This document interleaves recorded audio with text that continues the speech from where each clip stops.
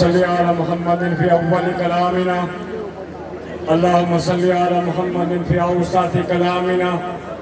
اللهم صل على محمد في آخر كلامنا. میرے انتہائی واجب الاحترام بھائیوں بزرگوں اہلیان مظفر آباد، سب سے پہلے میں آپ کو آج کا اس شہدائے جموں کشمیر اور شہدائے عوامی حقوق کانفرنس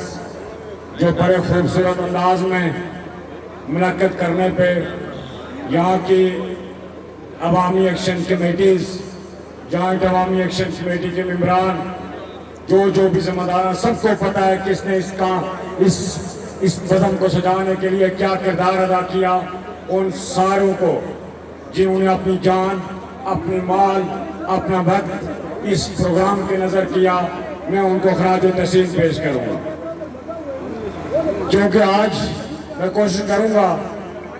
کہ بات مختصر کروں. ہو سکتا ہے پیچھے والے کہہ رہے یار ہمیں نظر نہیں آ رہا ٹیبل ہے کہ ہمارا جو عنوان ہے شہدائے جموں کشمیر، دو حصے اس عنوان کے آج کی اس کانفرنس کے. اس حوالے سے ہمارا جو شہدائے جموں کشمیر کو خراج عقیدت ہے، ریاست جموں کشمیر میں بس اس کے ہر حصہ کے اندر، ہر اکائی کے اندر وہ شہداء خواہ 1832 کے ہوں، 1931 کے ہوں، 1947 کے ہوں، اور موجودہ جو 40 سالہ دور ہے، وہ سارے شہداء ہمارے ماتھے کا جو عمر ہے. اور یہ آپ کی اس پنڈال کے پیچھے یہ جو چوک ہے، اس چوک میں بڑی خوبصورت اور چمکتی روشن ایک تصویر آپ کو نظر آ رہی ہے.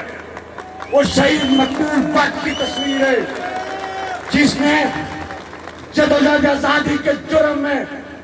دلی کی تاج جیل میں تختہ دار کو چوما، اور اسی طرح شہادتوں کا ایک لاز بال